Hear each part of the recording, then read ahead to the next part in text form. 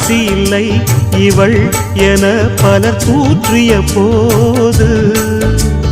ராப்பகலாய் எழும் துயர் உனை வாட்டிய போது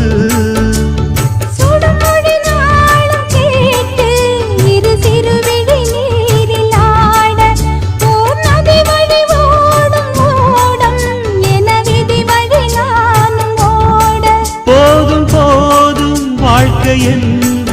ஏழை மாது எண்ணும் போது நானும் அணைத்திடும் பூமிக்கொரு வாரம் என்று எண்ணி இருந்தேன் பூமுடிக்க யாரும் இன்றி கண்ணி இருந்தேன் சொந்தமின்றி பந்தமின்றி நானும் இருந்தேன் பொட்டு ஒன்று தொட்டு வைத்து பூவை அடைந்தேன் நன்றி சொல்லவே உனக்கு